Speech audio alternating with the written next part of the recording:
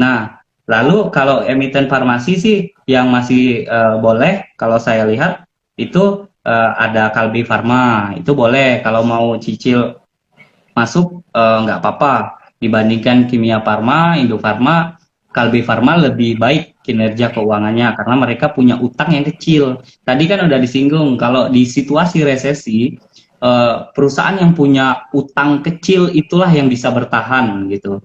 Nah, karena sering kita dengar ketika resesi banyak perusahaan yang gagal bayar utang.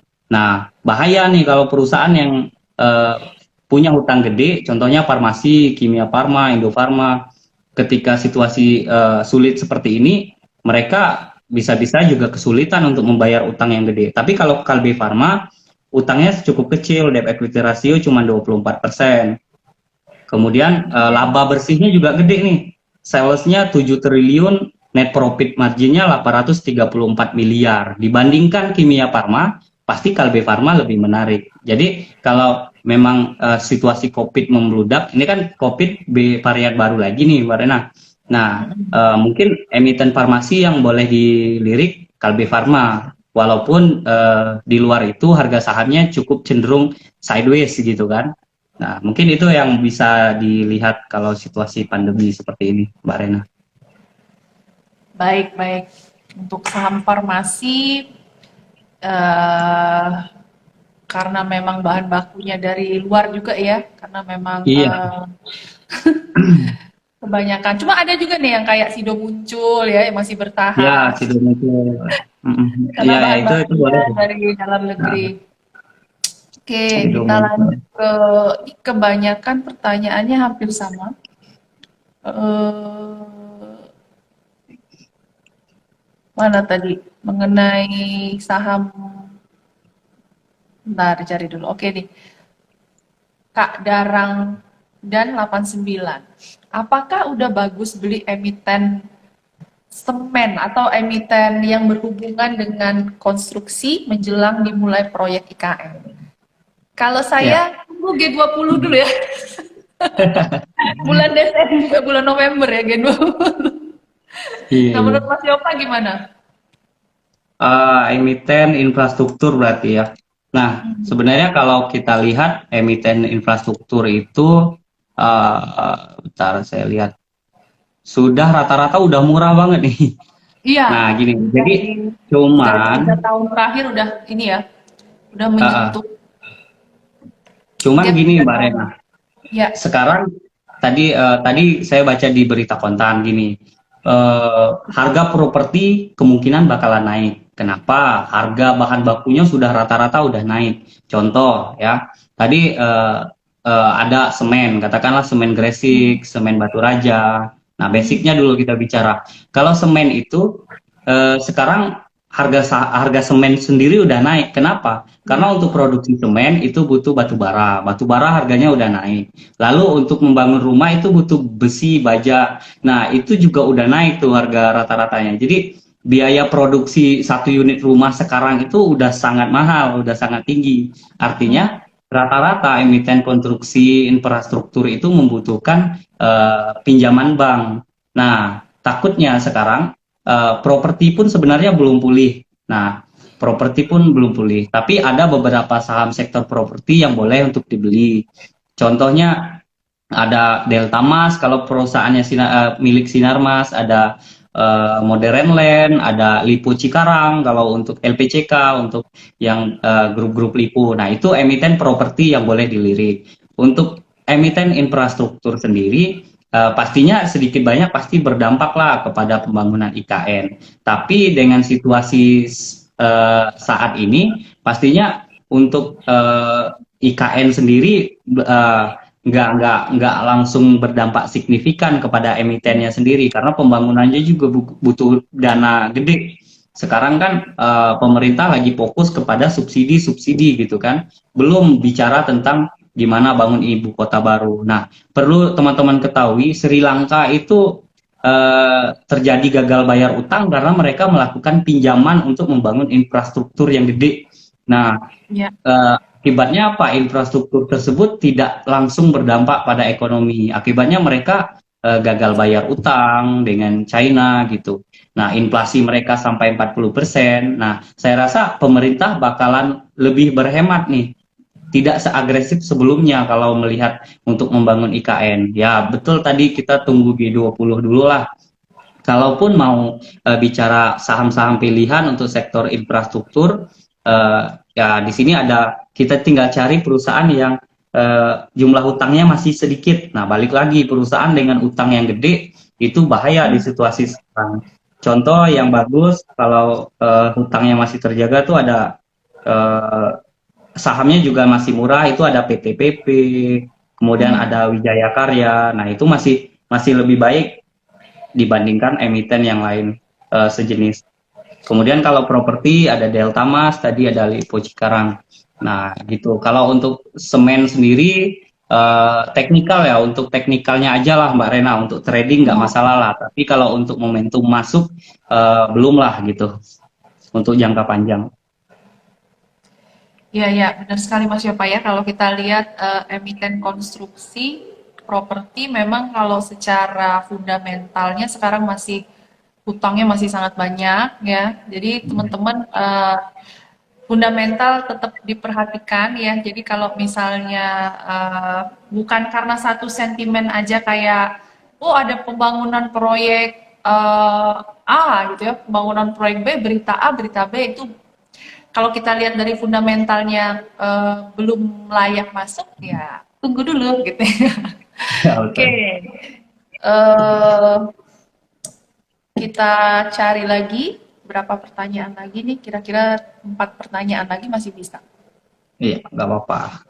Oke, ini ada nih sektor poultry dari Kak Tutwen 16. Sektor poultry gimana view-nya Mas? Terlebih ekspornya baru dibuka ke Singapura. Nah, ayam-ayaman nih Mas Yopa. Gimana Ya. kira-kira? Nah, ayam-ayaman sebenarnya ini kan isu yang udah digoreng beberapa hari waktu yang lalu. Contohnya Iya. Singapura. Singapura kan sudah mengalami kelangkaan ayam gitu. Mhm. Artinya keran ekspor dari Indonesia ke Singapura baru dibuka baru-baru ini. Nah, akibatnya apa? Ya harga-harga saham emiten Protli seperti JPFA, Cepin sebenarnya udah naik nih. Rata-rata udah naik. Nah, tapi kalau mau masuk JPFA masih oke. Gini, emiten emiten Proli ini kan masuk ke ya kebutuhan pokok juga kan. Jadi kalau Iya. untuk emiten seperti ini di kala resesi pun sebenarnya masih perform, bisnisnya masih perform, masih dibutuhkan gitu. Ditambah ada lagi berita ekspor ke Singapura jadi lebih baik lagi. Nah, sekarang harga saham-saham seperti JPFA, Cepin rata-rata itu masih murah, masih tergolong murah. Jadi kalau mau masuk di emiten Prodly, saya rasa masih boleh diperhatikan seperti JPFA, kemudian juga ada Cepin. Nah, itu masih boleh diperhatikan. Tinggal kita tentukan aja nih kapan mau belinya gitu. Nah, kalau untuk Cepin sendiri masih ada potensial upside-nya masih ke 7.500 nih. Harga sekarang kan masih di 5.800. Kemudian kalau Udah di naik nih hari ini JPFA Mas Yopa. hari ini naik.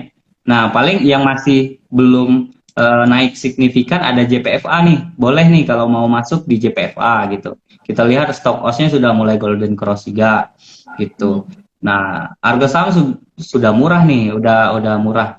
Nah, balik lagi kembali ke masing-masing. Kalau mau beli, kalau saya sih lihat JPFA, Cepin, WMU ya masih ya, worth it sih JPFA ya untuk Hmm. diperhatikan. Nah, kalau bicara ekspor di Singapura, Singapura itu kan negara yang kecil, boleh dibilang segede Hmm. Jambi gitu. Berapa sih mereka Satu impornya gitu? kecamatan ya. Oh, nggak juga begitu wah gitu, kecuali yang butuh impor itu Indonesia. Nah, dari yang produsen terbesar ayamnya dari Singapura. Nah, itu baru wah gitu. Kalau ini kan Singapura tergolong negara yang kecil. Kalau cuma sekedar ayam, nggak begitu signifikan lah gitu, Mbak Rena. Tapi rumor ini impact-nya pasti positif gitu. Oke. Kalau ini ada yang nanya nih JPFA target berapa? JPFA hari Oh ini ya. udah tembus tema 60. Kalau mau hold Oh iya. bisa harusnya JPFA bisa sentuh ke 1550 gitu. Bisa balik ke Oke, 1550 sampai 1600 bisa. siap. Kita lanjut lagi.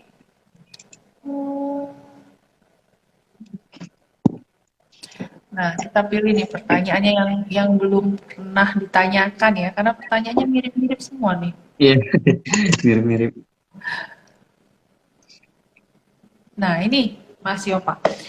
Dari Kak Johnson Wang 16, Pak Yopa, kenapa sektor CPO tidak korelasi dengan harga saham CPO? Nah, ini Kayaknya korelasi. Kayaknya harga saham CPO kemarin sempat ini ya, sempat naik waktu CPO-nya juga naik ya. Kalau sekarang udah kayaknya udah konsolidasi lagi nih kayaknya. Gimana menurut Mas oh, oh. Yopa? Iya, ini makasih nih Pak Johnson nih, saya kenal nih. Oh, Nah, kenal ya. jadi gini Pak Johnson, jadi kalau untuk saham CPO sendiri sebenarnya ada korelasi gitu. Waktu itu di bulan apa Januari, Januari. Februari Hmm. sampai ke Maret, April, Mei, April lah terakhir. Itu harga April sahamnya sudah puncaknya. naik. Hmm. Puncaknya ke 1.500 dari 1.100. Sebenarnya sudah tinggi itu udah bilang tinggi. Tapi waktu itu kan kita ada pembatasan ekspor. Ketika Iya. pembatasan ekspor, nah itu yang menyebabkan harga saham CPO rata-rata turun semua dari 1.500 turun ke 1.120. Nah, lalu apa yang terjadi? Walaupun keran ekspor sudah dibuka, kenapa sih harga saham-saham CPO nggak langsung naik gitu? Ternyata ada lagi kendalanya gitu, Mbak Rena. Kalau dilihat ketika ternyata selama ekspor itu ditutup, ekspor CPO ditutup, perusahaan itu rata-rata sudah punya CPO banyak gitu. Mereka punya cadangan CPO banyak karena jadi ketika ekspor itu dibuka, ada lagi kendala. Kendalanya apa? Ternyata pengiriman ekspor itu butuh kapal. Sementara kapal pengiriman sekarang rata-rata udah penuh gitu. Nah, akibatnya stok CPO di perusahaan itu melimpah. Nah, akhirnya apa? CPO yang dijual dari petani atau petani sawit kepada perusahaan, ya dibeli murah oleh perusahaan gitu. Walaupun harga di luar negeri, contohnya di Malaysia harganya 3.000, 4.000 di sana, sementara di kita bahkan di Jambi itu harganya ada yang 300, ada yang 400 gitu, ada yang 1.000. Per Nah, tonnya ya, karena itu, TBM-nya ya. iya per kilonya. Per Akhirnya kilonya, per ton. per kilo. Hmm. Akhirnya ketika di perusahaan punya cadangan CPO banyak, ya mereka nih sini petani kalau mau beli sama saya, kalau mau jual sama saya beli murah karena saya punya banyak CPO di pabrik gitu. Nah, akibat dari apa? Dari tadi pemerintah ternyata sebenarnya boleh dibilang salah juga opsinya menutup keran ekspor. Akibatnya jumlah CPO stok di pabrik melimpah, ketika ekspor dibuka malah untuk ngangkut CPO keluar itu kapalnya nggak ada gitu. Nah, akibatnya stoknya melimpah lagi gitu. Akibatnya ya harga CPO di dalam negeri turun. Jadi kita lihatnya harga CPO nggak korelasi itu harga CPO yang mana. Kalau harga Iya. CPO di dalam negeri sebenarnya korelasi kok. Tapi harga CPO yang di luar negeri ya wajar karena kita nggak bisa jual nih sekarang gitu. Kapalnya nggak ada. Sekarang kan bisnis-bisnis shipping rata-rata lagi menguntungkan nih Mbak Rena. Kayak Iya. SMDR, pengangkutan kapal itu. Karena akibat daripada setelah COVID, ekonomi tumbuh di luar perkiraan.